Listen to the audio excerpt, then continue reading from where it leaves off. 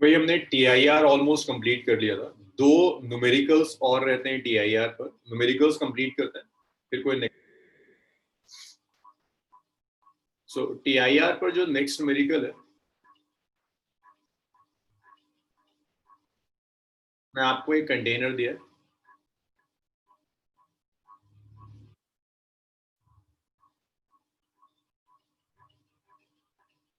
इस container liquid field है,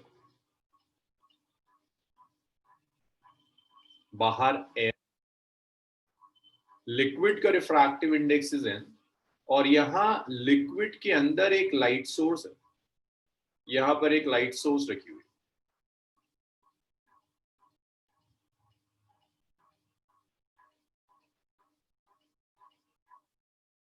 वो आपसे कहता है calculate a light source is placed inside a liquid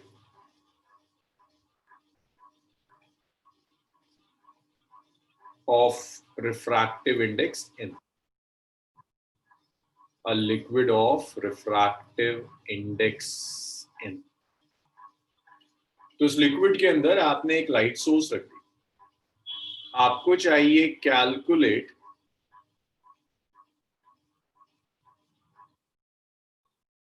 area of region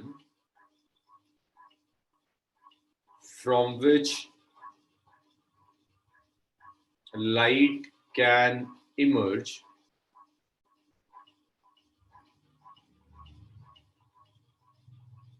out of the liquid. तो देखो, जब वो आपसे ये कह रहा है कि कोई एक एरिया ऐसा निकालो जिस एरिया से लाइट बाहर आ सकती है, इसका मतलब कुछ ये हुआ कि कोई एक एरिया ऐसा भी होगा जहां से लाइट बाहर नहीं आ सकती। अगर वो कहता है कि एक एरिया निकाली जिस एरिया से लाइट बाहर आ रही है, तो डेफिनेटली एक एरिया जरूर ऐसा होगा जिस एरिया से लाइट बाहर नहीं आएगी।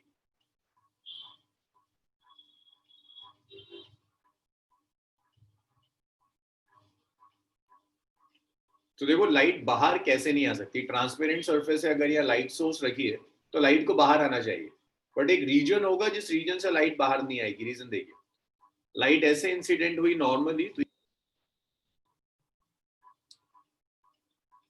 लाइट को आपने यहां इंसिडेंट किया, मान लीजिए यहां इंसिडेंट कर दिया, लाइट ट्रैवल कर रही है रेयर, ये एंगल ऑफ इंसिडेंस है। लाइट बेंड कर जाएगी अवे फ्रॉम द नॉर्मल, आप इंसिडेंट कर दिया। अब जैसे जैसे आप लाइट को दूर इंसिडेंट करोगे, एंगल ऑफ इंसिडेंस नेचुरली बढ़ता चला जाएगा। भाई मैंने कई बार कहा है अपने नाम के साथ आना चाहिए। जो भी एंट्री हुआ है इसको मैं रिमूव कर रहा हूं और अगले कई दिन तक नहीं आ पाएगा।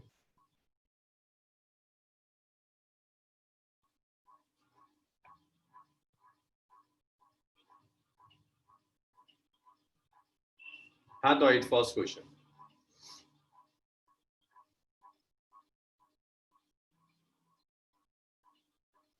ये क्लास में अगर आप करेंगे तो हो सकता है आपके लिए प्रॉब्लम्स आ जाए।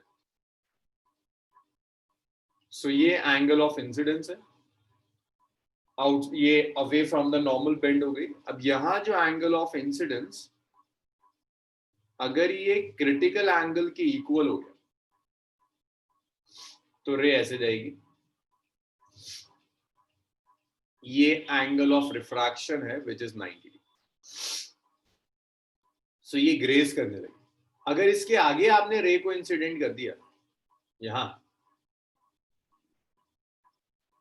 तो देखो ये angle of incidence critical angle से ज्यादा हो जाएगा, रे बाहर नहीं आएगी, इसी में रहेगी। यही चीज यहां भी होगी कि अगर आपने लाइट रे को इंसिडेंट कर दिया at an angle which is equal to critical angle, तो ये लाइट रे ग्रेस करने लगी।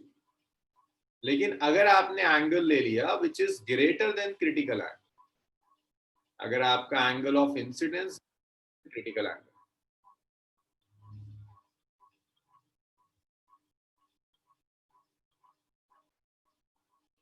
तो ये लाइट रे उसी मीडियम में वापस आ जाएगी। सो अगर मैं यहाँ पॉइंट्स को नाम देना शुरू करूं,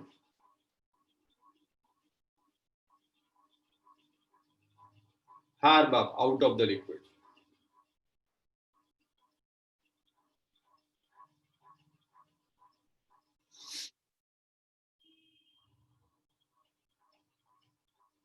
सो ये लाइट सोर्स है आपके पास।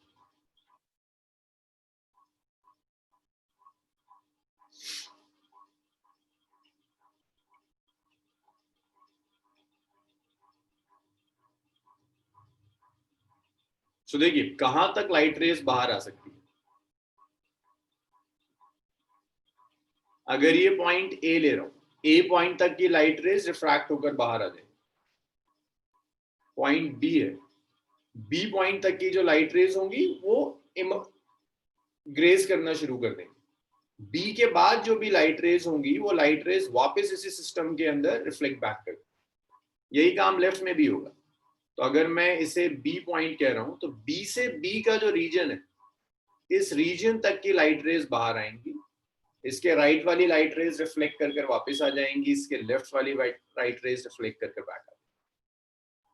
सिर्फ ये बी से लेकर बी तक की जो लाइट रेस है, ये लाइट रेस बाहर आ सकती है। तो आपका काम सिर्फ इतना है कि आप ये कैलकुलेट कर लो बी से बी तक का रीजन कितना होगा। अब ये रीजन सर्कुलर होगा, इट्स अ 3 डायमेंशनल फिगर, तो कोन जैसा फिगर बनेगा और ये जो रीजन आएगा ये एक सर्कुलर रीजन होगा। इस सर्कुलर रीजन का रेडियस निकाल लेंगे, अगर आपने रेडियस निकाल लिया तो एरिया आ जाएगा।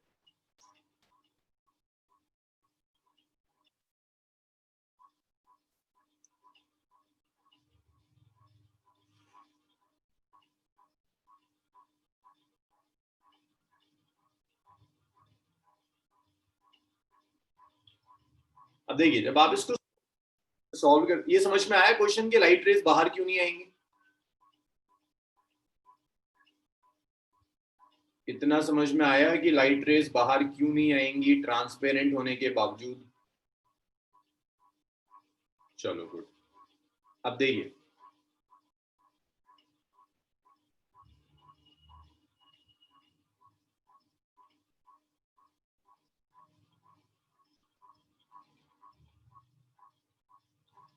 इसको मैं एक बार और ड्रॉ कर रहा हूं सिर्फ क्लैरिटी के लिए। यहां तक लिक्विड फील्ड है, ये आपने ऑब्जेक्ट रख दी ओ, सादिया सर्कुलर होगा। जब आप साइड व्यू देखते हो ना तो सर्कल एलिप्स की तरह लगता है, जब आप ऊपर से देखेंगे तो सर्कुलर लगता है।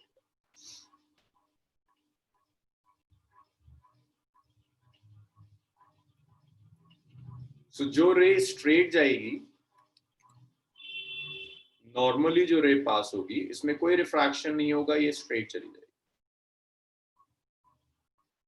ये रे स्ट्रेट जाएगी, कोई रिफ्रैक्शन नहीं होगा, ये रे स्ट्रेट चली जाएगी।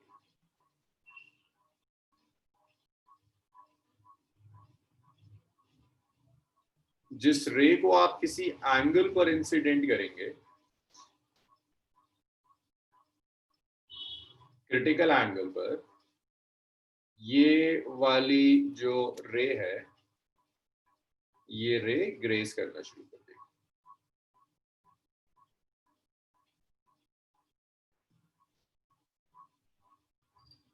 ये रे ग्रेस करना शुरू कर देगी, ऐसे करें।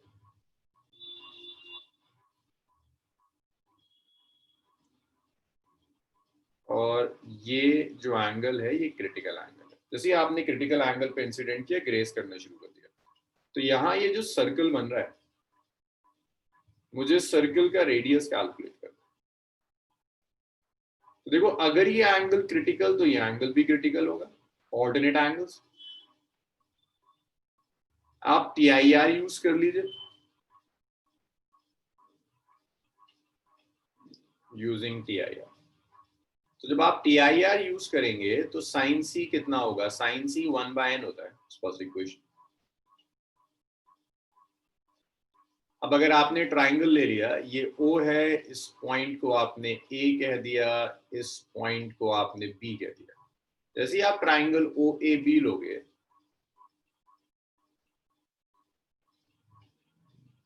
ट्राइंगल ओ ए बी में sine C is A B by O A. भाई साइन नो सॉरी, और ये गिवन है आपको कितनी डेप्थ में दिया है, ये डेप्थ दी दी। तो अगर ये r है ये d है तो इसे आप कैलकुलेट कर सकते हैं, which is r square plus d square. तो यहां से आप साइन सी निकाल लीजिए ट्राइंगल से।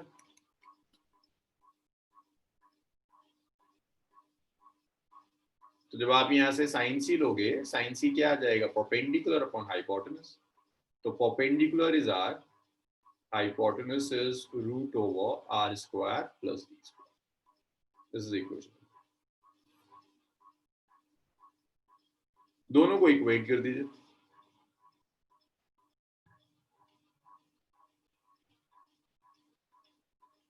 तो जब आप 1 और 2 को इक्वेट करेंगे तो ये आ जाएगा r by root over r square plus d square is 1 by, दोनों साइड स्क्वायर कर दीजिए, it's r square by r square plus d square is 1 by n square. तो जब आप क्रॉस मल्टीप्लाई करेंगे, it's n square r square is r square plus d square. Left में ले आओ, so n square r square minus r square is d square. r square आप common ले लीजिए, it's n square minus 1 is d square. तो यहां से r square आ गया, it's d square by n square minus 1। अगर आपको एरिया चाहिए, जिस एरिया से बाहर आएगा वो एरिया पाई r स्क्वायर हो जाएगा। तो एरिया को आप लिख सकते हैं पाई d square by n square minus 1। चलिए देखिए,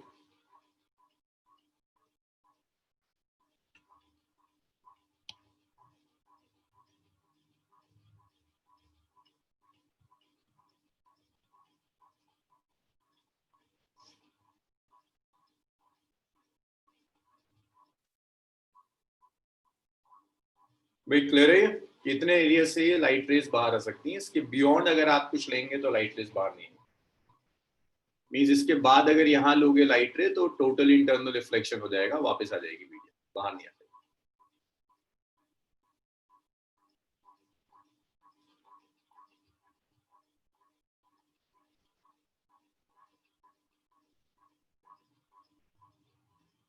डाउट्स बताइए इसमें अगर कोई इश्यू है।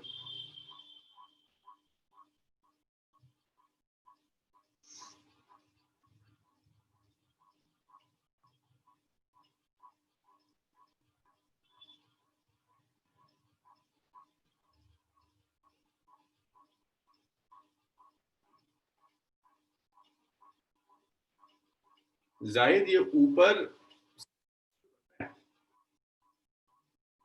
सर्कल बन रहा है ना, तो सर्कल का एरिया तो पाई आर स्क्वायर होगा। रेडियस निकाल लिया आपने सर्कल का, so area pi r square ही तो होगा। अरबाब आप किसी और भी डिवाइस से लॉग इन करने की कोशिश कर रहे हैं? अरबाब, अच्छा ठीक।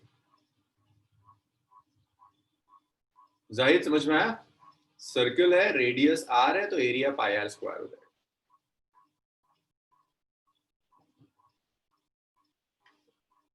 लिखिए इतना, फिर इसको रब करते हैं।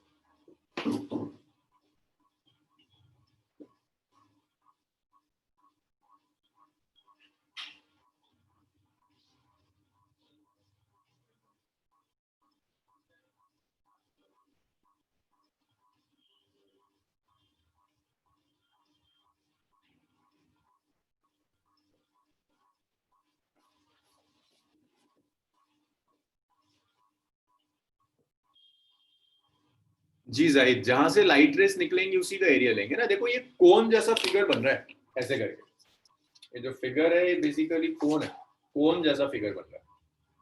तो ऊपर तो सर्कल ही होगा, यहाँ लाइट सोर्स है, ऊपर से लाइट निकल रही है, तो ऊपर तो सर्कल आएगा। सर्कल का एरिया निकालना है पाई आर स्क्वायर। पूरे से तो मतलब ही नहीं ना आपको, तो सिर्फ ऊपर वाले एरिया से मतलब है जहां से लाइट आ रही है। कोन का ऊपर का जो एरिया होगा वो सर्कुलर होगा। चलिए इसको रब कर देते हैं, नेक्स्ट न्यूमेरिकल देखते हैं।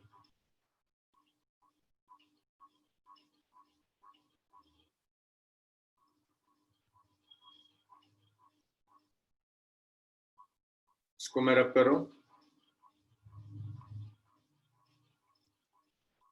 एक लास्ट न्यूमेरिकल देखो TIR पर, इसमें आपको ऐसा YouTube दिया इन्वर्टेड।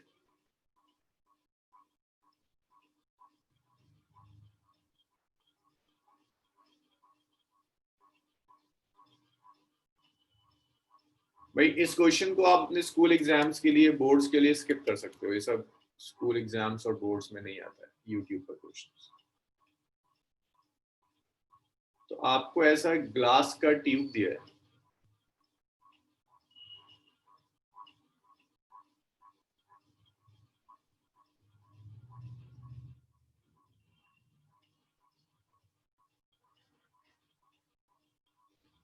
यहाँ कहीं सर्कुलर पाथ का सेंटर होगा, ये जो सर्कुलर एंड है ये इसका रेडियस है। जो ट्यूब की थिकनेस है, that thickness is the thickness of the tube is. Tube का कुछ रिफ्रैक्टिव इंडेक्स दिया है n। क्वेश्चन का मैं एग्जैक्ट स्टेटमेंट लिख रहा हूं, कह रहा है glass rod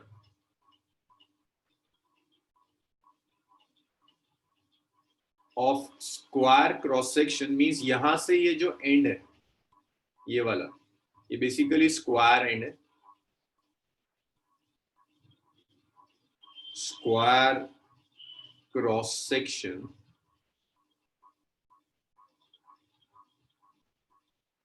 is bent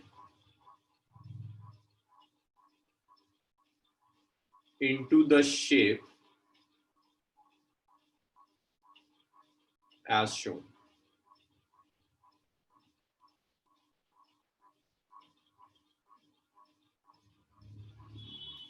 Radius of inner semicircle is R,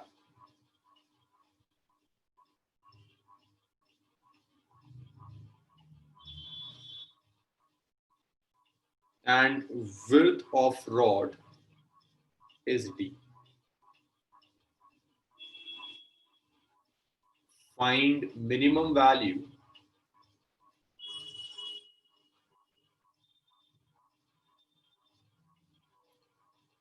of D by R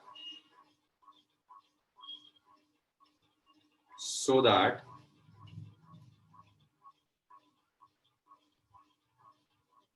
light that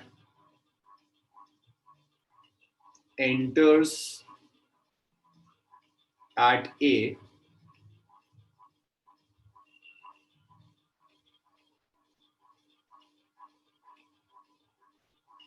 will emerge at B.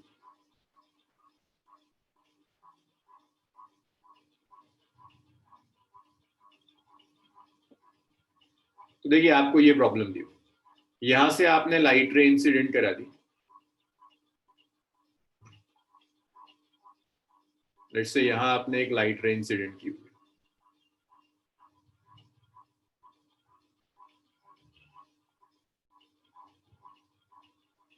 तो ये जो ए से लाइट इंसिडेंट हुई है ये बी में तो तभी पास हो सकती है जब यहाँ पर TIR होना शुरू हो।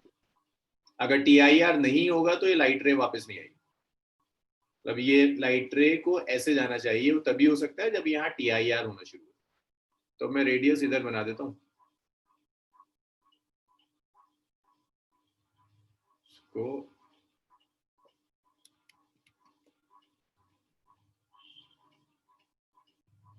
ये रेडियस हो गया और ये तो थिकनेस D है,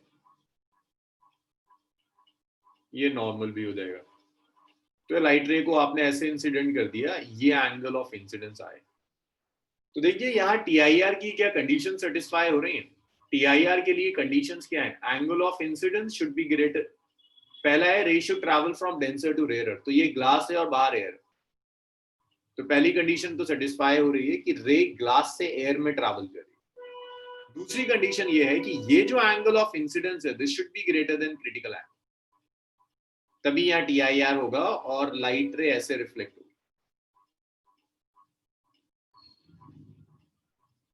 ऐसे रिफ्लेक्शन होगा। तो आपसे क्या कह रहा है, वैल्यू ऑफ D/R, D ये है, रेडियस R है, एंगल ऑफ इंसिडेंस निकालते हैं, फिर देखते हैं वहां से D/R कैसे आएगा।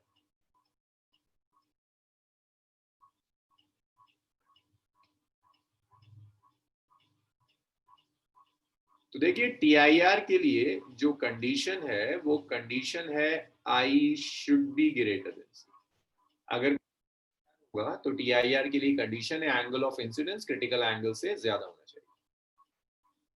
आप ऐसे लिख सकते हो साइन I जो होगा that should be greater than sine C।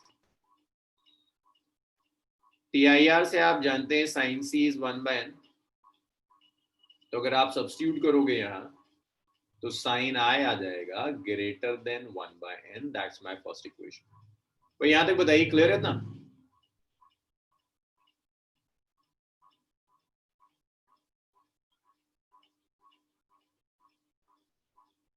अच्छा,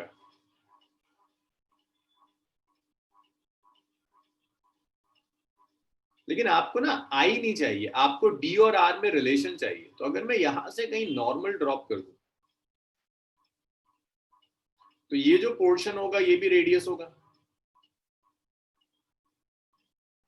धावल मुझे बता सकते हो ये वाली जो टर्म है, ये पूरा पोर्शन यहां से लेकर यहां तक, ये हाइपोटेनस है ना ट्राइंगल का, ये कितना हो जाएगा धावल?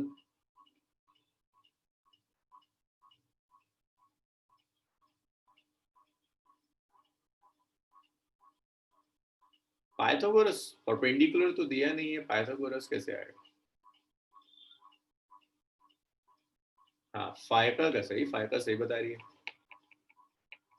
अरे धावल देख के यार, देखो यहाँ देखो, जरा से देख कर पता चल जाएगा। तौहीद भी सही बता रहा है, अरबाब, फातिमा, मोमिना। R+D, भाई यहां तक R है, इसके आगे D है, तो टोटल आ गया R+D आ गया। अच्छा जोहा, जरा मुझे बताओ यहाँ पर साइन I कितना होगा इस ट्राइंगल में? ये जो ट्राइंगल दिया हुआ है, कुछ नाम दे देता हूँ, इसका O दे देता हूँ, इसे A दे देता हूँ, इसे B दे देता हूँ। इन ट्राइंगल OAB यहाँ साइन I निकाल कर बता दो कितना आएगा जोहा।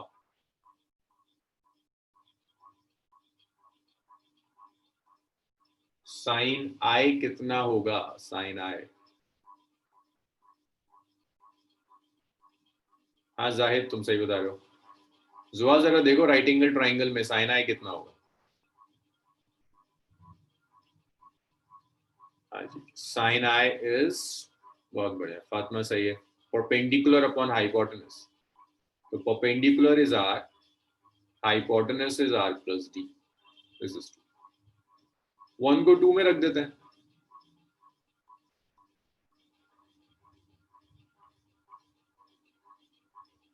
टू को 1 में रख दो, तो जब 2 को 1 में रखोगे you will get R/R+D is greater then 1/n। दोनों साइड रेसिप्रोकल ले लो भाई, जब आप रेसिप्रोकल लेंगे तो यहां इनइक्वालिटी रिवर्स हो जाता है।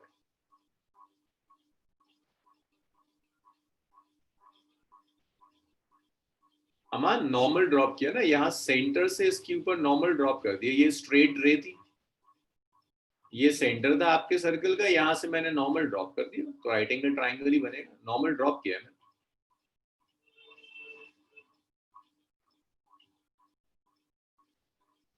अब आप इसको अलग अलग लिख सकते हैं, आप इसे लिख सकते हैं R/R plus D/R is less then n। R और R कैंसिल हो गए, 1 आ गया, ये आ गया आपके पास D/R is less than n-1। तो ये आपका D/R आ गया लेस देन n-1। चलिए इतना लिखिए।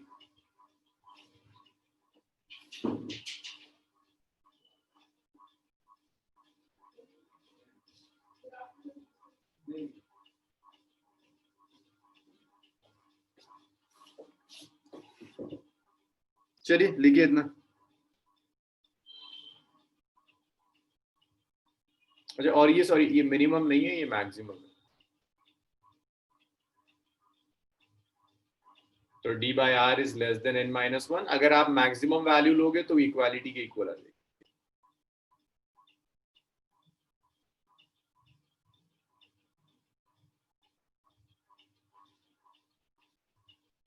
अमान देखो, ये जो YouTube बना रखा है ना, इसका रेडियस यहां तक r है और थिकनेस इसकी d है।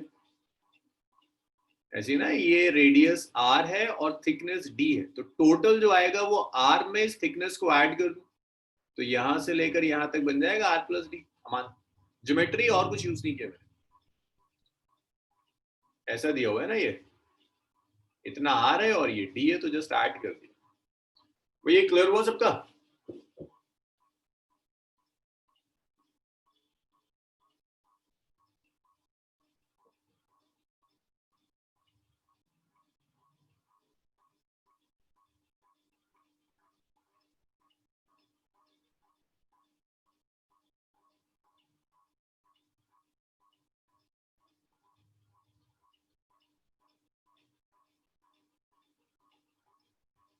चलो इसको रब कर दूं अगर ये लिख लिया है तो।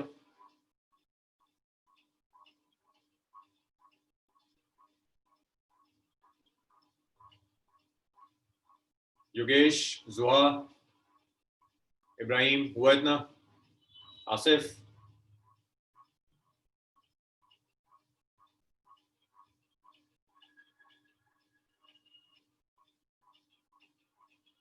मैक्सिमम लिखा हुआ है, maximum, max max. Nitish clear है ना?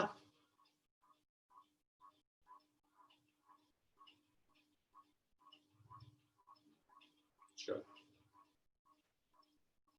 इसे रब करते हैं, नेक्स्ट देखते हैं। नेक्स्ट देखिए,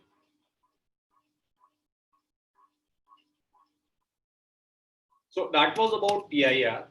टीआईआर के बाद नेक्स्ट है एंगल ऑफ डेविएशन, भी पूछ लेता है आपसे।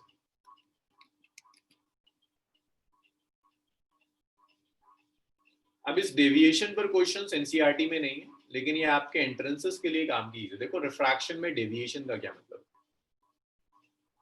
भाई ये इंटरफेस है, मीडियम 1, मीडियम 2, रेयर डेंसर कुछ भी हो सकता है, जरूरी टू डेंसर या डेंसर टू रेयर होगा। आपने यहाँ नॉर्मल ड्रॉप कर दिया, ऐसे आपने लाइट इंसिडेंट की, रिफ्रैक्शन ना होता तो ये लाइट रे स्ट्रेट जाए। ये जो डॉटेड में ड्रॉ कर रहा हूं, ये लाइट रे का डायरेक्शन है अगर रिफ्रैक्शन ना हुआ होता।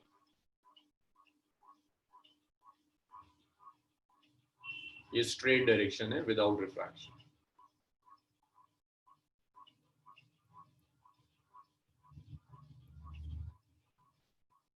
लेकिन यह रिफ्रैक्शन हो गया, रिफ्रैक्शन की वजह से लाइट रे का डायरेक्शन चेंज हो जाएगा। लाइट रे मान लीजिए ऐसे मूव कर,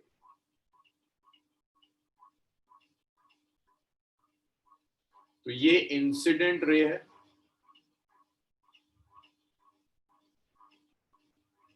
ये रिफ्रैक्टेड रे है,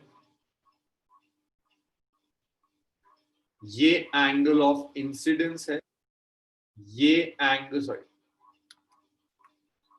ये एंगल ऑफ रिफ्रैक्शन है। अब ये जो ओरिजिनल डायरेक्शन था रे का और ये फाइनल डायरेक्शन, इनके बीच में जो एंगल है इसे डेविएशन कहते हैं। ये जो एंगल है, दिस एंगल इज डेविएशन। तो डेविएशन नॉर्मल के साथ नहीं लेते, डेविएशन सिर्फ ये बताता है जो ओरिजिनल डायरेक्शन था उस ओरिजिनल डायरेक्शन से लाइट कितना डेविएट हो गई, इसे आप डेविएशन। तो यहां से बहुत क्लियर है, डेविएशन डाल सकते हैं। भाई ये आई है तो ये पूरा वर्टिकली ऑपोजिट एंगल आई होगा, इतना भी जो एंगल है ये पूरा एंगल आई रहा होगा। तो आर में से अगर मैं आई निकाल दूं तो डेविएशन आ जाएगा। इस केस में है, हमेशा डेविएशन आर माइनस आई नहीं होता। डेविएशन का कोई एग्जैक्ट फॉर्मूला नहीं है, डेविएशन आपको डायग्राम देखकर, फिगर देखकर कैलकुलेट करना। वो फिगर पर डिपेंड करेगा डेविएशन जो आप कैलकुलेट करेंगे, कोई एग्जैक्ट फॉर्मूला नहीं है डेविएशन। भाई क्लियर हुआ ये?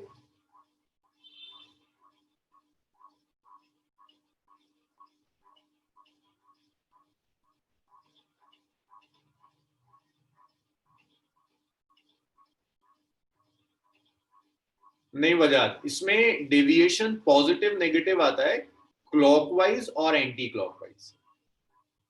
अगर लाइट ऐसे डेविएट हुई है ना, डेविएशन एंगल अगर क्लॉकवाइज आ गया उसे आप नेगेटिव कह दोगे, ऐसे हुई ना रोटेट। और अगर ऐसे चला गया एंटी क्लॉकवाइज, तो ये क्लॉकवाइज एंटी क्लॉकवाइज फिजिक्स से नहीं, ये क्लॉकवाइज और एंटी क्लॉकवाइज मैथ्स वाला है कि अगर ये एंटी क्लॉकवाइज हो गया तो ये पॉजिटिव। लिख लीजिए।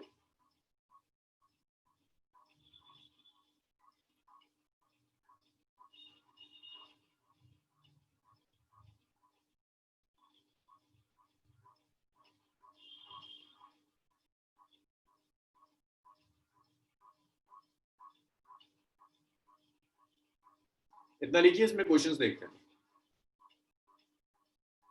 सनाउल ये ओरिजिनल डायरेक्शन था, ये ओरिजिनल डायरेक्शन था सनाउल, और लाइट ऐसे चली गई, ऐसे जाना चाहिए था, रिफ्रैक्ट कर कर ऐसे गई, तो क्या दिख रहा है? क्लॉकवाइज डेविएशन है, anti clockwise.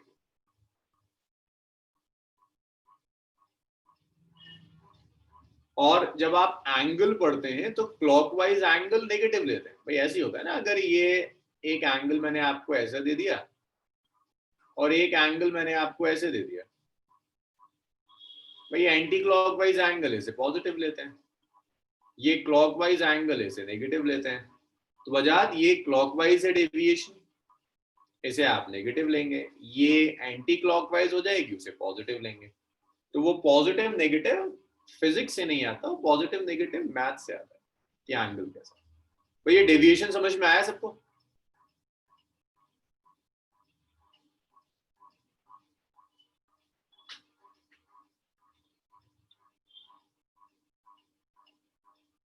Towards the normal bent होता तो एस आई माइनस आर होता, बिल्कुल आई माइनस आर हो जाता। और ये बाकी लोगों से भी, भाई अगर आप क्लास में परफॉर्म नहीं कर सकते तो फाइनल एग्जाम में आपसे कुछ नहीं होगा। तो अगर आपका दिमाग इतना कुंद हो गया है कि वो चलता ही नहीं है क्लास के अंदर भी, जब थ्योरी आपके सामने है, फॉर्मूला आपके सामने है, तब दिमाग नहीं चलता, तो आप कैसे एक्सपेक्ट करोगे वही दिमाग कुछ महीने के बाद 3 घंटे के पेपर में पूरी बुक में एक साथ चल जाए? मतलब ये तो height of expectation. Usman mode लगा दो, कोई परेशानी नहीं, लेकिन यूजुअली नहीं लगाते, उसकी जरूरत नहीं है। आप एंगल कैलकुलेट करो डेविएशन, अगर आर ज्यादा है तो आर माइनस आई, अगर आई ज्यादा है तो आई माइनस आर, आपका एक डेविएशन आ जाएगा। फिर तुम ये देखते रहना कि क्लॉकवाइज था कि एंटी क्लॉकवाइज था, उसी हिसाब से आप ऐड या सब्ट्रैक्ट कर दें।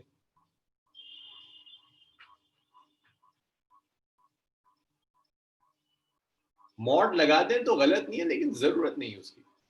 अब एक चीज और याद रखिएगा, ऐसा हो सकता है कि सिस्टम में कई रिफ्रैक्शंस हो, कई डेविएशन हो, तो जो डेविएशंस होंगे ना वो ऐसे होंगे plus minus delta 1, plus minus delta 2, plus minus delta 3। Plus minus sine के हिसाब से लगाते हुए चले जाना। हाँ जोया, बिल्कुल क्वेश्चन पर डिपेंड करेगा, डेविएशन का कोई जनरल फॉर्मूला नहीं, वो डिपेंड करेगा क्वेश्चन कैसा है। डेविएशन इन प्रिज्म के डायरेक्ट फॉर्मूले होते हैं, जो हम प्रिज्म करेंगे तो पढ़ेंगे, लेकिन इन जनरल डेविएशन का कोई एग्जैक्ट फॉर्मूला नहीं है, फिगर देखकर आपको डिसाइड करना। रब कर दूं इसे? और ये मेरी क्लास की 70% पब्लिक जो बैठी रहती है उसके लिए है, अगर दिमाग अभी नहीं चला तो एग्जाम में भी नहीं चलेगा। यकीन नहीं आता तो अपने सीनियर से पूछ लेना लास्ट ईयर की बैच में।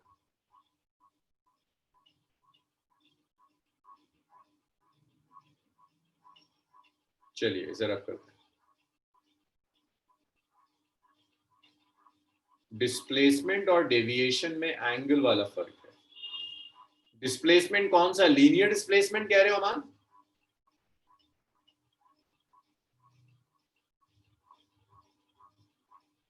हाँ, वही लीनियर डिस्प्लेसमेंट और एंगुलर डिस्प्लेसमेंट वाली चीज है। चलो भाई एक क्वेश्चन ढूंढते हैं इसके ऊपर। और ये जो क्वेश्चन मैं आपको दे रहा हूं ये आप अपने स्कूल एग्जाम के लिए चाहो तो स्किप कर दो।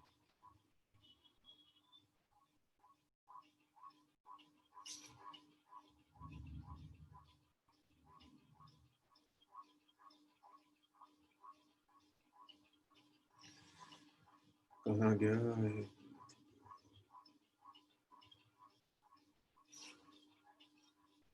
हाँ जी, देखिए ये आपको डायग्राम गिवन है जी जोहेब। सारे डेविएशंस एल्जेब्रिकली ऐड होंगे, बिल्कुल एल्जेब्रिकली ऐड होंगे।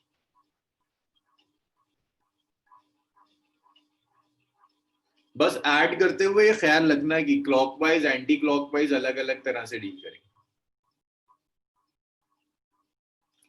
तो ये आपको एक स्फेयर दिया है, ये स्फेयर का सेंटर है ओ, एक लाइट रे ली और ऐसे इंसिडेंट कर।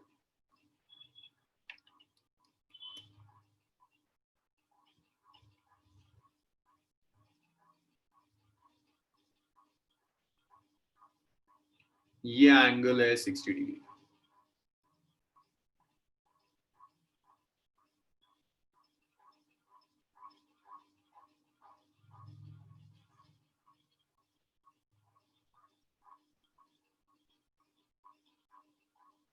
ये पहले रे रिफ्रैक्ट हुई, एंगल ऑफ रिफ्रैक्शन। तो देखिए रे जा रही है, ये एयर है, ये ग्लास दिया है रिफ्रैक्टिव इंडेक्स √3 का, रेयरर से डेंसर जा रही है तो टुवर्ड्स द नॉर्मल बेंड हो गई। ऐसे जाना चाहिए था, ऐसे बेंड हो गई। अब देखते रहना डेविएशन कहां हुआ। अब ये डेंसर से रेयरर जा रही है, नॉर्मल ड्रॉप कर देते हैं। तो अब ये नॉर्मल है, सेंटर से ज्वाइन कर दो, ये नॉर्मल हो गया।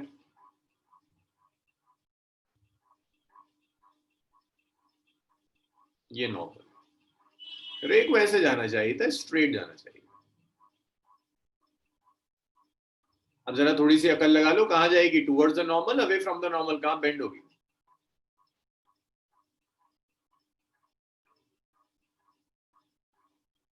Away from the normal. बहुत बढ़िया, ऐसे चलिए। बाकी लोगों दिमाग को जगाओ अपने, वरना कुछ महीनों के बाद पछताने के अलावा कुछ नहीं बचेगा। तो भाई ये ओरिजिनल डायरेक्शन था, ये पहला डेविएशन देख लेना यार, क्लॉकवाइज है कि एंटी क्लॉकवाइज है। ये ओरिजिनल डायरेक्शन, ये दूसरा डेविएशन देख लेना, क्लॉकवाइज है कि एंटी क्लॉकवाइज है। मुझे दोनों डेविएशन कैलकुलेट करके बता दो। रिफ्रैक्टिव इंडेक्स देखो बता दिया मैंने तुम्हें, √3। बाकी कहानी भी मैं लिख देता हूं।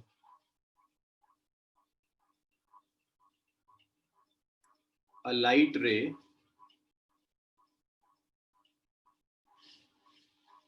is incident on a glass sphere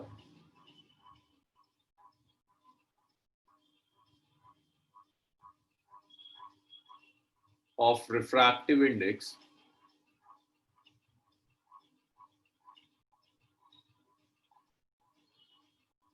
√3.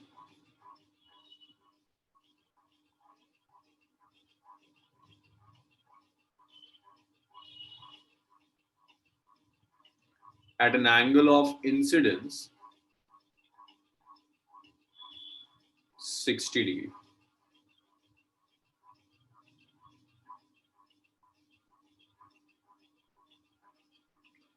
ये R है, ऊपर वाले एंगल ऑफ, इसको मैं R प्राइम कह देता हूं।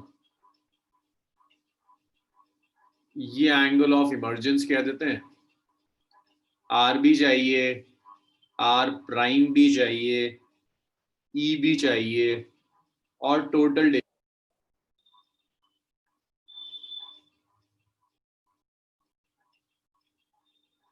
चलिए भाई शुरू करिए, सॉल्व करिए। क्वेश्चन सामने है, मेथड आपको सिखा दिया था, जितनी अकलें लगाओ और ये सब कैलकुलेट करके बताओ मुझे क्या है।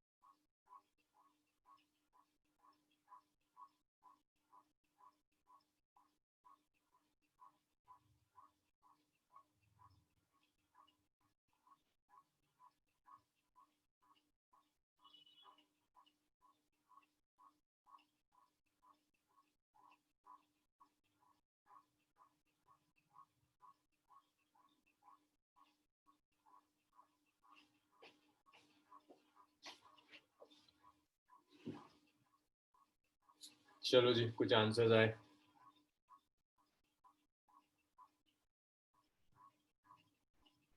टोटल डेविएशन तक कैलकुलेट कीजिए। ठीक है, इसका ई भी आ गया। डेविएशंस देखिए, जोया आपका ई कुछ गड़बड़ आ रहा है।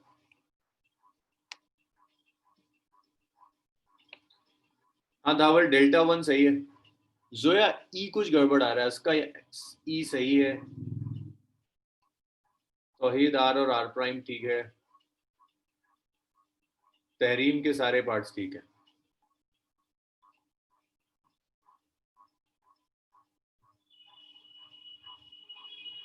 फायर का इमरजेंस ठीक आ रहा है। वजाहत का, हाँ ठीक है, वजाहत का बिल्कुल सारे पार्ट्स। खदीजा कैलकुलेट करो, एंगल आ जाएगा। जोया का आर ठीक है, अस्का के दोनों ठीक हैं, अरीजा ठीक कर रही है, खदीजा का ठीक है, उस्मा का ठीक है।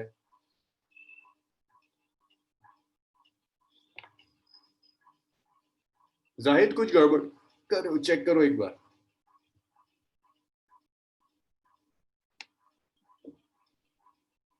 हाँ राशिद सही कर रहा है।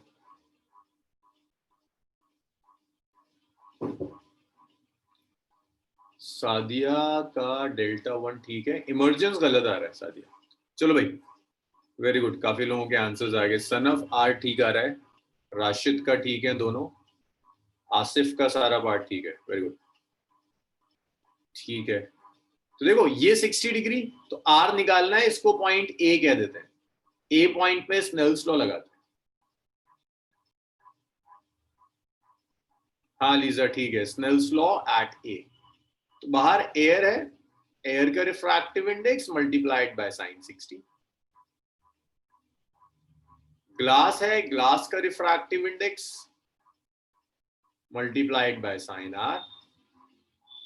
तो 1 into sin 60 which is root 3 by 2, it's root 3 into sin r। हाँ सो तीनों पार्ट सही है। साइन आर आ गया 1 by 2, दैट मीन्स आर आ गया 30 डिग्री। तो सीधा सीधा आपको आर मिल गया, एंगल ऑफ रिफ्रैक्शन 30 डिग्री।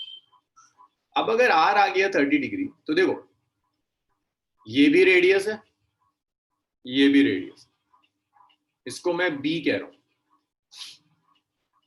तो ट्राइंगल ए ओ बी में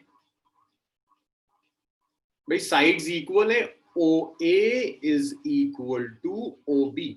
अगर दो साइड्स इक्वल है तो उनके ऑपोजिट एंगल्स भी इक्वल हो। तो R will be equal to R prime which is equal to 30 और आर प्राइम इक्वल हो जाएंगे which are equal to 30 degree. अब अगर आर प्राइम आ गया तो आप इमरजेंस निकाल सकते हैं आसानी से। देखिए इमरजेंस के लिए स्नेल्स लॉ लगा दीजिए बी पर।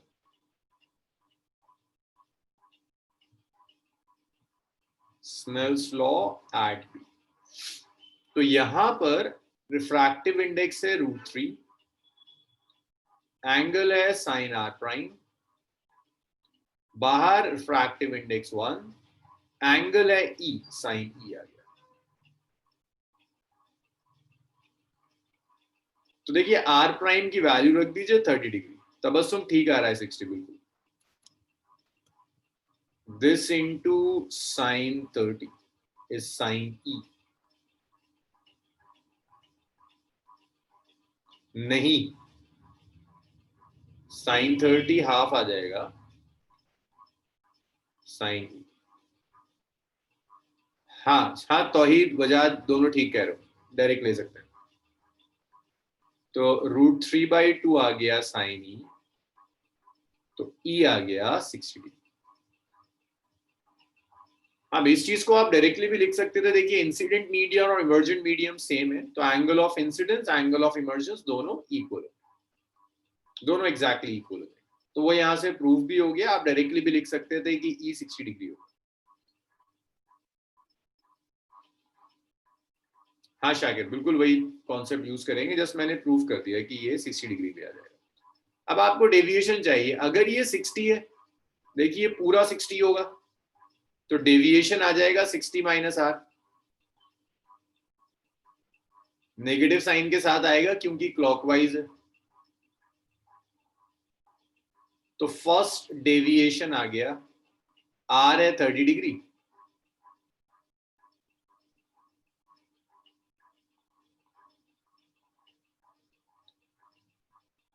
तो डेविएशन आ गया minus of 30, first deviation. Second deviation देखिए यहां आएगा, सेकेंड डेविएशन क्या होगा, ये पूरा ई है और इतना आर प्राइम है। सेकेंड डेविएशन भी अगर आप देखोगे तो क्लॉकवाइज है, मैं यहां लिख रहा हूं सेकेंड डेविएशन, माइनस आएगा ई माइनस आर प्राइम।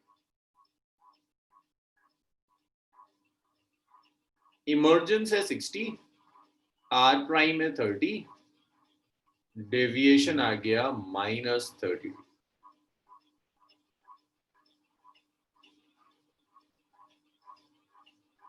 अब दोनों ही क्लॉकवाइज हैं, दोनों ही नेगेटिव हैं, तो टोटल के लिए ऐड कर दीजिए।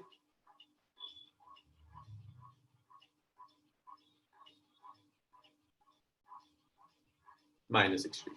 अगर आप उस टोटल डाइवर्जेंस को दिखाना चाहते हो ना, तो टोटल डाइवर्जेंस ऐसा होगा, देखो ये रे का था ओरिजिनल डायरेक्शन, इंसिडेंट रे का, ये इमर्जेंट रे है, ये है टोटल डेविएशन डेल्टा, जो टोटल डेविएशन -60 डिग्री है।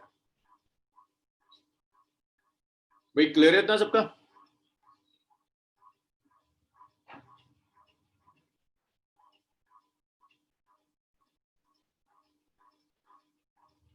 चलिए इसको रब करते हैं, इतना लिख लीजिए फिर रब करते हैं।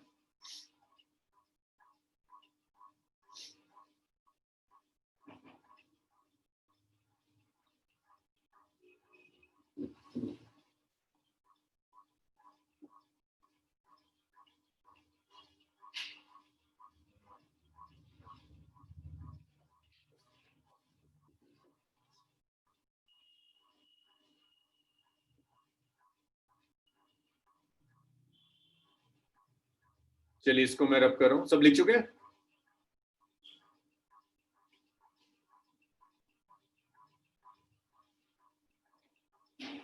अच्छा, अब टीआईआर और डेविएशन के बाद जो नेक्स्ट टॉपिक है वो है एपरेंट डेप्थ।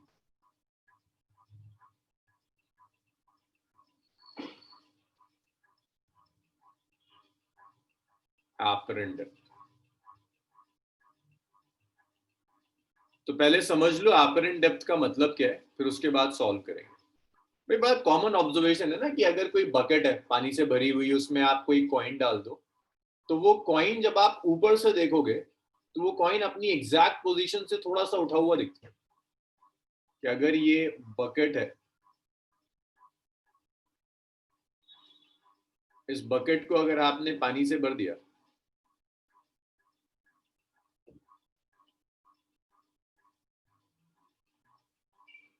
और यहां कुछ डाल दिया ऑब्जेक्ट ओ, तो ये ऑब्जेक्ट ओ यहां नहीं दिखेगी, ऑब्जेक्ट ओ थोड़ा ऊपर दिखती है। अगर आपने इसे भर दिया तो ये यहां नहीं दिखेगी, थोड़ा सा उठी हुई दिखेगी, यहां दिखेगी। तो जो रियल डेप्थ थी ना ऑब्जेक्ट की, वो ये थी डी रियल, लेकिन ये यहां दिख रही है, तो जो एपरेंट डेप्थ है डी आर। सो इसे कहते हैं आप केस ऑफ एपरेंट डेप्थ। अब इसमें दो चीजें होती हैं, अगर देखो यहां बहुत क्लियर है कि एपरेंट डेप्थ रियल डेप्थ से कम है, अगर रिफ्रैक्शन डेंसर से रेयर हो रहा है तो एपरेंट डेप्थ रियल डेप्थ से कम आई, लेकिन अगर रिफ्रैक्शन रेयरर से डेंसर है तो एपरेंट डेप्थ रियल डेप्थ से ज्यादा दिखेगी। मींस अगर यहां एयर में कोई ऑब्जेक्ट है ना और यहां से आप देख रहे हो उसे, तो वो नीचे नहीं दिखेगी, वो ऊपर दिखेगी। मतलब ये सब चीजें हम मैथमेटिकली अभी प्रूफ करेंगे कि क्यों होता है। तो एपरेंट डेप्थ का मतलब समझ में आया कि बॉडी जब आप ऊपर से देखोगे तो वो एग्जैक्ट पोजीशन पर नहीं दिखती है, थोड़ा सा रेज दिखती है।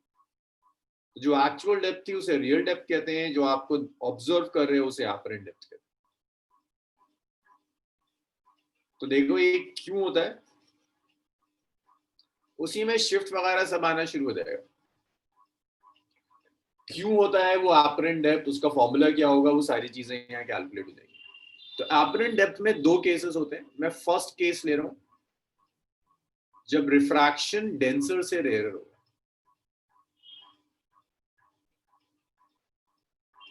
डेंसर से रेयरर होने का मतलब है कि object in denser medium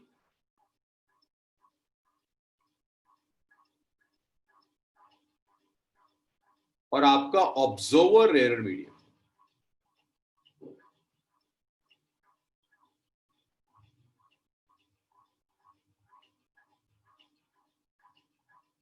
object denser medium में है, आपका ऑब्जर्वर रेयरर मीडियम में। सो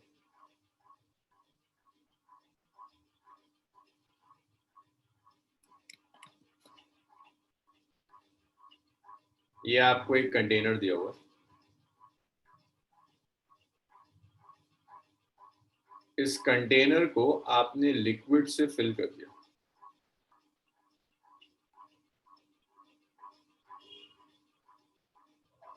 ये ऑब्जेक्ट है। देखिए ऑब्जेक्ट से जो फर्स्ट रे जा रही है वो रे नॉर्मली जा रही है, तो जो रे नॉर्मल जाएगी उस रे में कोई रिफ्रैक्शन नहीं होगा, रे स्ट्रेट चलेगी। इस रे में कोई रिफ्रैक्शन नहीं है, स्ट्रेट आ गई।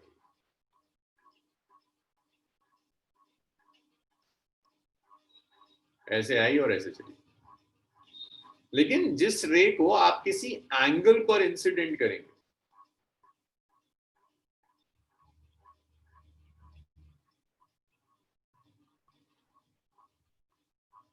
मान लीजिए आपने ऐसे इंसिडेंट करी, ये कुछ एंगल ऑफ इंसिडेंस आए, रे डेंसर से रेयरर जा रही है, it will bend away from the normal.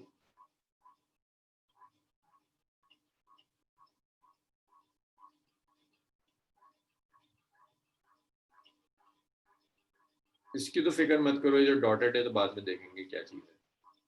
यहाँ देखिए, तो रिफ्रैक्शन हो रहा था आपका डेंसर से रेयरर, ये एंगल ऑफ इंसिडेंस है, ये रिफ्रैक्टेड रे, this is angle of refraction. रे डेंसर से रेयरर मीडियम में जा रही है, तो ये बेंड हो गई अवे फ्रॉम द नॉर्मल। जब आप इसे पीछे प्रोड्यूस करोगे तो ये दोनों रेस कुछ यहां मिलती हुई दिखेंगी।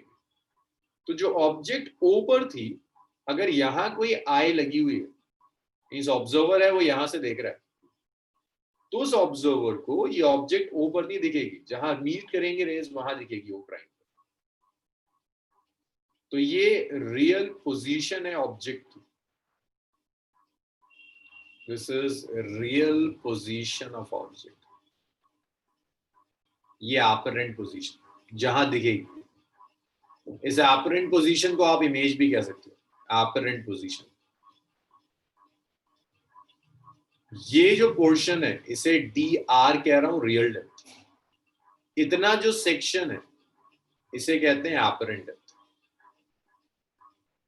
तो यहां जो डी आर आएगा, this D R is real depth. D A जो होगा इसे अपरेंट डेप्थ कहेंगे। आपको इन दोनों में रिलेशन चाहिए। देखो वैसे तो ये डेंसर मीडियम है, मैं इसको लिख रहा हूं इंसिडेंट मीडियम और इसे मैं लिख रहा हूं रिफ्रैक्टेड मीडियम। हमें बहुत जनरल फॉर्मूला डिराइव करना है जो मल्टीपल मीडियम के लिए भी आप यूज कर पाए। तो मैं डेंसर रेयरर ना लेकर मैं एन आई ले रहा हूं जो इंसिडेंट मीडियम के लिए, refractive index of incident medium.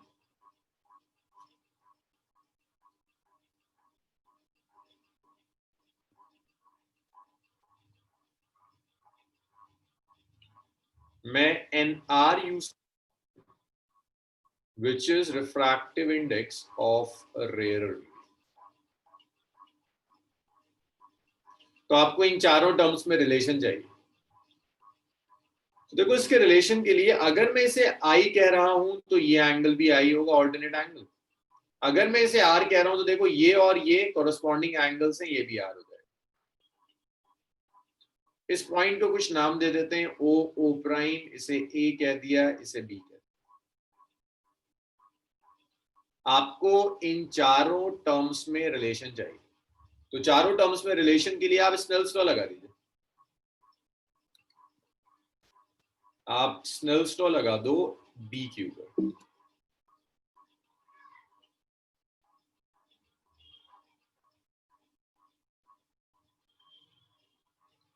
Snell's law at B.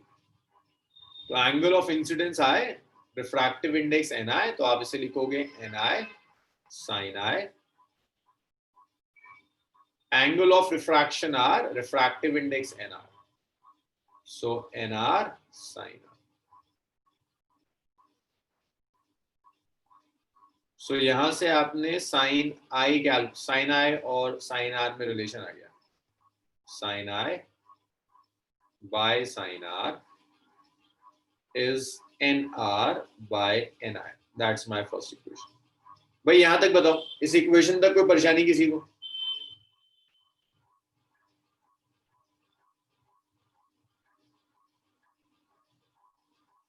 Figure दोबारा बता दूंगा. देखिए अरबाब, ये ऑब्जेक्ट रखी हुई है, इस ऑब्जेक्ट से दो रेस जा रही है. एक रे नॉर्मली पास हो रही है, जो रे नॉर्मली पास होगी उसमें कोई रिफ्रैक्शन चली जाएगी. एक रे को कुछ ऑब्लिकली आपने इंसिडेंट कर दिया, ये नॉर्मल है, एंगल ऑफ इंसिडेंस आए. ये रे बाहर जा रही है, एंगल ऑफ रिफ्रैक्शन आर हो गया. इस रे को जब आप पीछे प्रोड्यूस करेंगे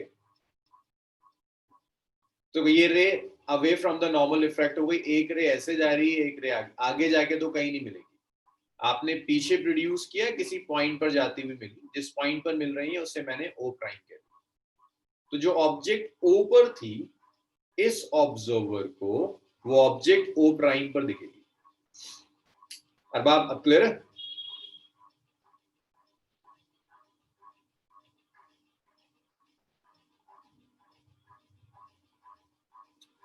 अब देखिए, अब आप दो ट्राइंगल्स यूज कर सकते हैं. In triangle O A B, O A B triangle ले लिया. इस ट्राइंगल में साइन आई कैलकुलेट कीजिए. भाई साइन आई होगा perpendicular upon hypotenuse. So perpendicular is A B, hypotenuse is OB. That's my second equation. Similarly, in prime AB, जब आप triangle O prime AB लोगे तो O प्राइम AB में आप sign R calculate कर सकते हैं. साइन R होगा perpendicular upon hypotenuse. So this is AB divided by O prime B. That's equation number 3. आप रेशियो ले लो, साइन I और साइन R का आप रेशियो ले लीजिए. तो जब आप रेशियो लेंगे, it's AB by OB, which is AB by O prime. AB से AB कैंसिल हो गया, O prime B ऊपर चला जाएगा, तो ये O prime B by OB आ जाएगा. That is equation number 4. देखिए 1 से भी sin I by sin R आया, 4 से भी sin I by sin R आ रहा है. इक्वेट कर लीजिए 1 और 4. Equate 1 and 4. तो जब आप इक्वेट करोगे, you will get O prime B by OB is NR by NR.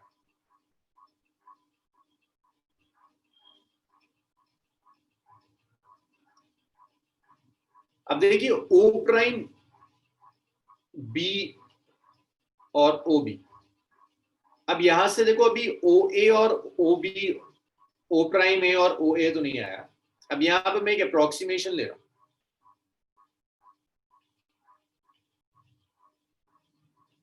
भाई आगे हम जो भी रिलेशंस लिखेंगे वो रिलेशंस इस अप्रोक्सीमेशन में वैलिड होते हैं. अप्रोक्सीमेशन सिर्फ ये है कि A and B are close, दोनों पॉइंट्स बहुत क्लोज हैं. इसे फिजिकली कहते हैं नियर नॉर्मल इंसिडेंस. कि लाइट जो रे इंसिडेंट करी है आपने, नॉर्मल के बहुत करीब है. इतना लिख लीजिए, फिर देखते हैं इस अप्रोक्सीमेशन से क्या आएगा. इसे मैं इक्वेशन नंबर 5 कह रहा हूं. 5 तक कोई प्रॉब्लम है तो मुझे बताइएगा, फिर अप्रोक्सीमेशन देखें.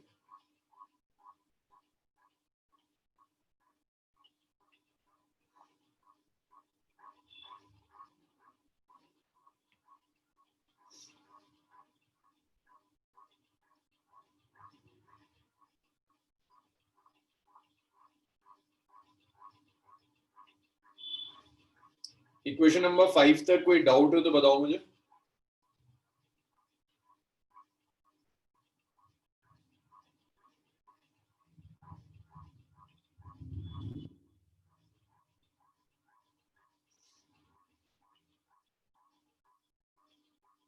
सैफ, इब्राहिम, G5 का मैंने जो डेंसर था उसकी जगह इंसिडेंट लिखा है, जो रेयरर था उसकी जगह रिफ्रैक्टेड। इसको ना रेयरर के साथ साथ एक चीज और लिख लेना, रेयरर के साथ साथ इसे रिफ्रैक्टेड भी लिख लेना।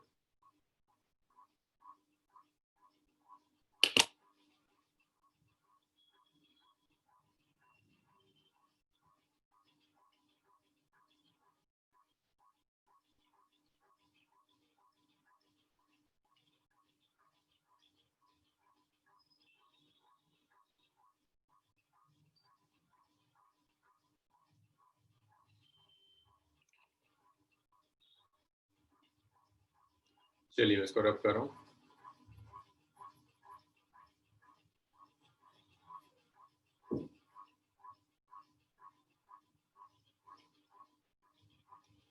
सो जब आप ये अप्रोक्सीमेशन लेंगे आप कहेंगे ए और बी बहुत क्लोज हैं। देखो अगर अप्रोक्सीमेशन वैलिड नहीं है तो आपको सब कुछ इसी इक्वेशन से कैलकुलेट करना हो, लेकिन अगर आप ये अप्रोक्सीमेशन ले सकते हैं जो मेजर न्यूमेरिकल्स में लेते हैं कि ए और बी बहुत क्लोज हैं, तो आप डिस्टेंस ए से लें या बी से लें एक ही बात है।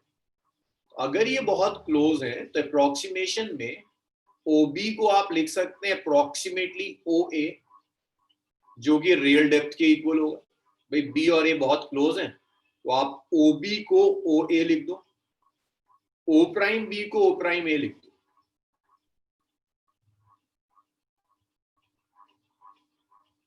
ओ प्राइम ए लिख दो जो डी एपरेंट के इक्वल हो। वैल्यू रख दीजिए, O prime is D apparent, O B is D real, is refractive index of rarer medium divided by refractive index of incident। तो आप इसे ऐसे भी लिख सकते हैं कि D A by D R is 1 by ni by nr। मैं बस इंसिडेंट बाय रिफ्रैक्टेड लिखना चाह रहा हूं।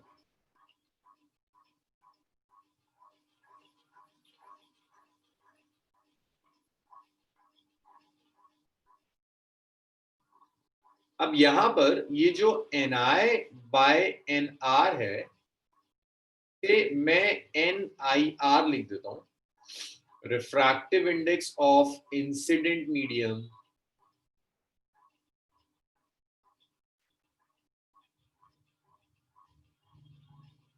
with respect to refracted medium। तो ये इंसिडेंट मीडियम का रिफ्रैक्टिव इंडेक्स है रिफ्रैक्टेड मीडियम की रिस्पेक्ट। तो ये जो D A by D R आएगा ये आ जाएगा 1 बाय एन आई आर।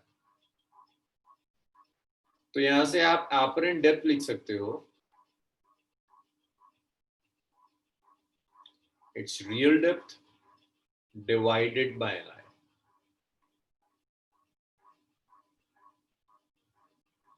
अब देखो अगर इंसिडेंट मीडियम का रिफ्रैक्टिव इंडेक्स से ज्यादा है, जैसे यहां डेंसर से रेयर में हो रहा है ना, N I is greater than N R, तो आपका एन आई आर जो होगा देन 1 आएगा। भाई N I R is N I by N R, ये ग्रेटर देन 1 आएगा। If it is greater than 1 तो D apparent will be less than D real. कि अगर रिफ्रैक्शन डेंसर से रेयर हो रहा है तो एपरेंट डेप्थ रियल डेप्थ से कम होगी।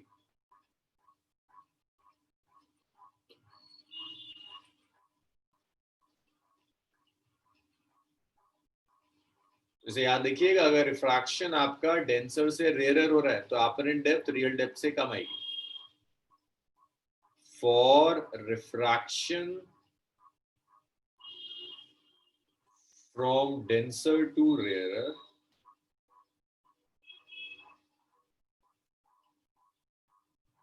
D apparent is less than D real। apparent depth real depth से कम होगी। अब यहीं अगर मैं केस 2 ले लूं कि मैं आपसे कहता हूं रिफ्रैक्शन रेयर से डेंसर हो रहा है, अब इसको मैं ऐसे ड्रॉ कर रहा हूं। चलो इतना लिख लो, बहुत ज्यादा जगह नहीं, फिर करते हैं रेयर से डेंसर। और इसमें अगर कहीं कोई डाउट है तो बताइए।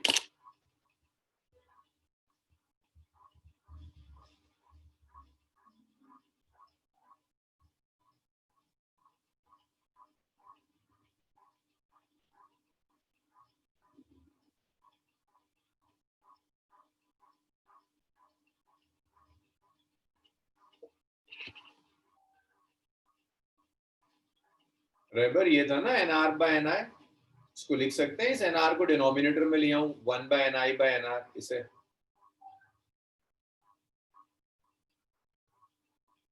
अल्टीमेटली तो एनआर ऊपर जाकर सेम टर्म हो जाएगी।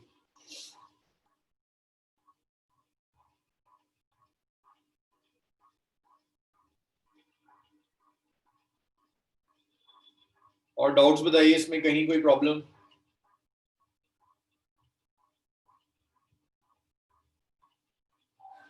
नगमा, आसिफ, दीपक, मोटअप, क्लियर है ये?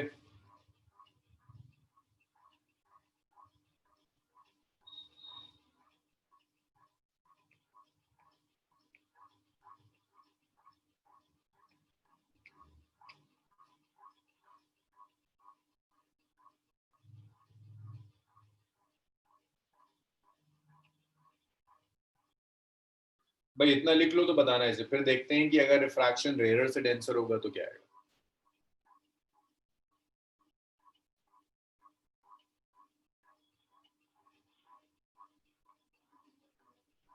अच्छा एक बार और रिपीट करो। देखिए ये जो एनआई बाय एनआर आया ना, incident medium by refracted medium, इसे कहते हैं refractive index of incident medium with respect to refracted. तो यहां पर इस एनआई बाय एनआर की जगह मैंने ये सब्स्टिट्यूट कर दिया, तो एपरेंट आ गया इट्स डी, एपरेंट डेप्थ आ गया डी आर बाय एनआई। अभी जो मैंने केस लिया था वो लिया था डेंसर से रेयर, मींस एनआई का रिफ्रैक्टिव इंडेक्स इंसिडेंट मीडियम का रिफ्रैक्टेड मीडियम से ज्यादा है। अगर एनआई एनआर से ज्यादा है तो एनआई आर ग्रेटर देन 1 आएगा, ऊपर वाला बड़ा है नीचे वाला छोटा।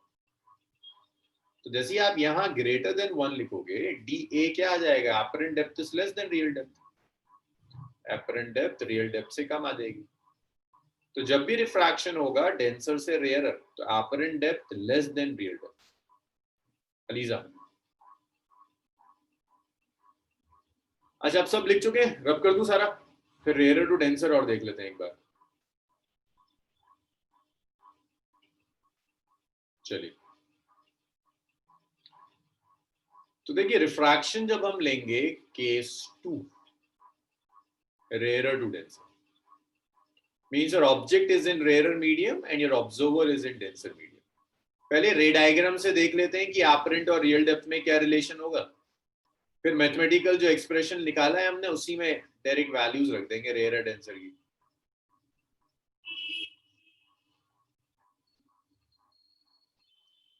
फिर मान लीजिए यहां ऑब्जेक्ट रखी हुई है,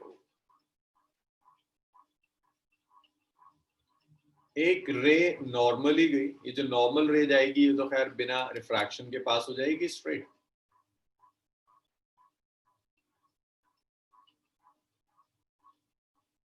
एक रे को आपने कुछ एंगल पर इंसिडेंट कर दिया,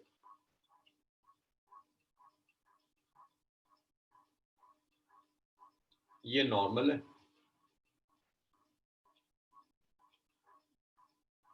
अब ये रेयरर है और ये डेंसर है, तो ये बेंड होगी टुवर्ड्स द नॉर्मल, ऐसे बेंड हो जाएगी। तो जब आप पीछे प्रोड्यूस करोगे इसी रे को, तो ये ऐसे जाती हुई दिखेगी कहीं,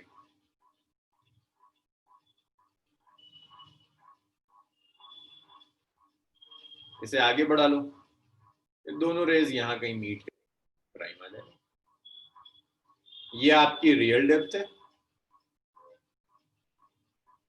और ये आपकी डी एपरेंट है, कि अब ये जो दोनों रेज मिलेंगी ये ओ के भी बियॉन्ड जाके मिलेंगी। तो जब यहां से देखेगा डेंसर मीडियम से अगर कोई, तो उसे लगेगा अच्छा ये तो और नीचे जाके बन रही है, apparent depth greater than real depth आएगा। ये बताओ, ये आया समझ में इतना डायग्राम से कि apparent depth greater than real depth आ रहा है? फिर इसे मैथमेटिकली भी कर दो, रे डायग्राम क्लियर है सबका? अरबाब, नितिन, रिपीट करें। देखिए इब्राहिम, देखिए भाई, ओ था, ओ से एक रे स्ट्रेट गई, ये बिना रिफ्रैक्शन के पास हो गई। दूसरी रे को आपने इंसिडेंट किया किसी एंगल पर, तो पहले तो इसे मैं डॉटेड बना दूं ना।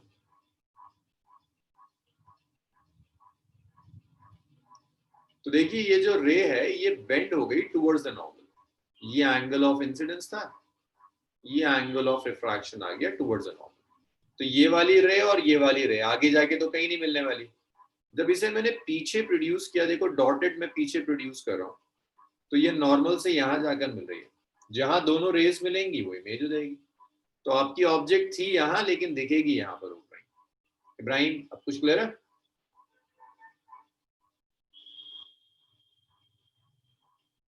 आपको सिर्फ ये शो करना है D A is greater than D are. Incident medium है ना, है रिफ्रैक्टेड मीडियम है ना, तो अभी लिखा था D A is D real by N I are.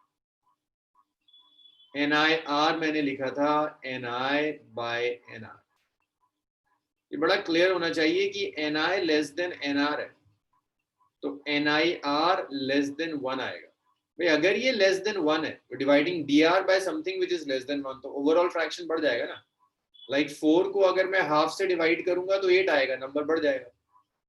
इसका मतलब हुआ कि डी ए को जो आपने लिखा है ना D R by N I R, इसमें ये D A greater than D R होगा, एपरेंट डेप्थ रियल डेप्थ से ज्यादा हो जाएगी। अब ये क्लियर हुआ? तो अगर रिफ्रैक्शन रेयरर से डेंसर होगा तो एपरेंट डेप्थ रियल डेप्थ से ज्यादा होगी, अगर डेंसर से रेयरर है तो एपरेंट डेप्थ कम होगी रियल डेप्थ से।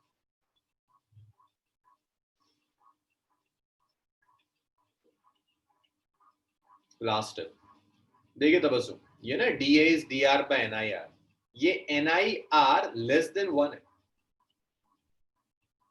तो अगर मैं डी आर को किसी ऐसी क्वांटिटी से डिवाइड कर रहा हूं जो वन से कम है, तो फ्रैक्शन की वैल्यू बढ़ जाती है। जैसे ये 4 को अगर आप 1/2 से डिवाइड कर दें, 1/2 वन से कम है, ये 2 ऊपर जाएगा 8 हो गया, फ्रैक्शन बढ़ गया ना। तो डी आर को अगर मैं डिवाइड कर रहा हूं किसी चीज से जो लेस देन वन है, तो ये वैल्यू बढ़ जाएगी, तो D A greater than D are.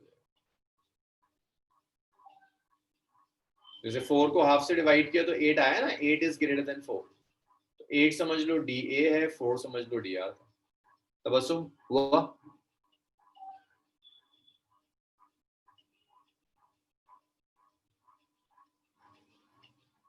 चलिए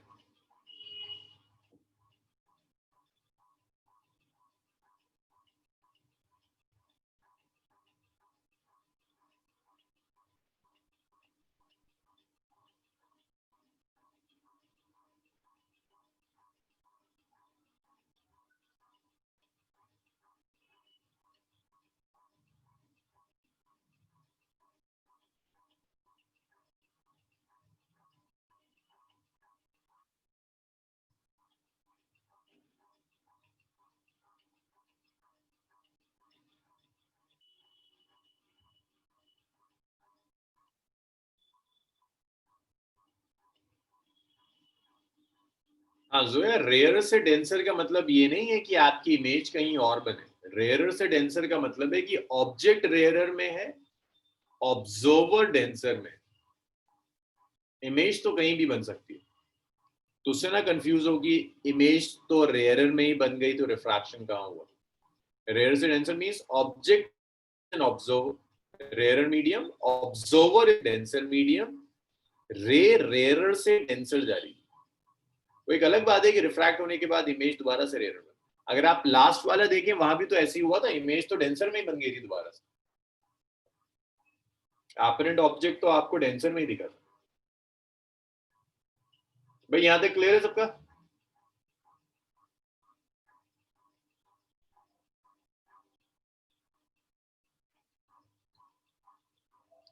अच्छा, अब यहां पर ना शिफ्ट कैलकुलेट करना होता है।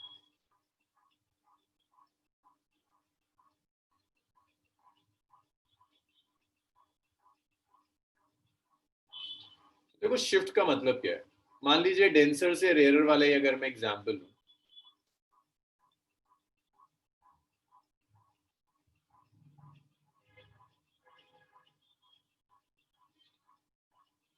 ये ऑब्जेक्ट है ओ,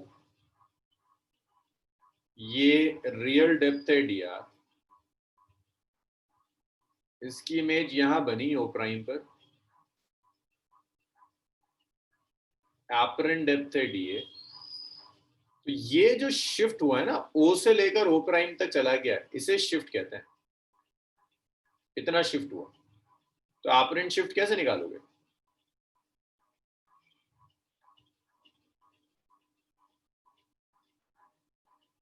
रियल में से एपरेंट को सबट्रैक्ट कर दो तो शिफ्ट आ जाएगा। एपरेंट को हमने लिखा था D real by refractive index of incident with respect to refracted medium. तो शिफ्ट कैलकुलेट करने के लिए आप डी आर कॉमन ले लीजिए। जब आप डी आर कॉमन ले लेंगे 1 minus 1 by N I R आता है। तो ऐसे आप शिफ्ट निकाल सकते हैं।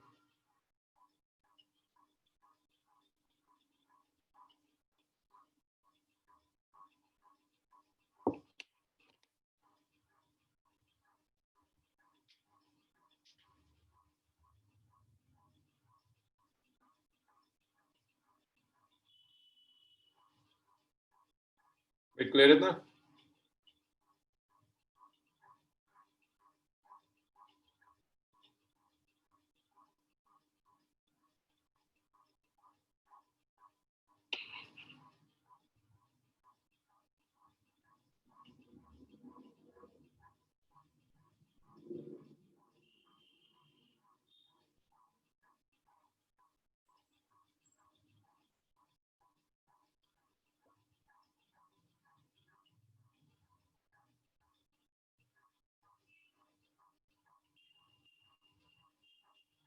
चलिए मैं इसको मैं रब कर रहा हूं।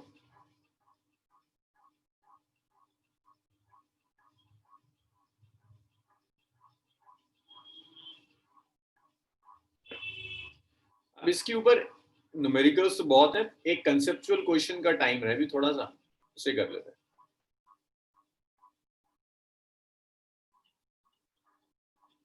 तो देखो ये वाटर है, ये एयर है। वाटर में यहां पर एक फिश पड़ी हुई है,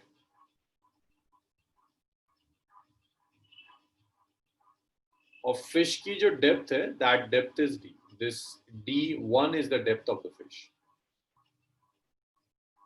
यहां एक फिशरमैन है,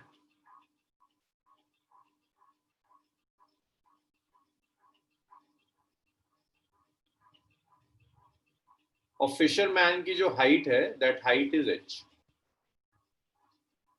अब ये फिशरमैन फिश को देख रहा है, फिश फिशरमैन को देख रही है।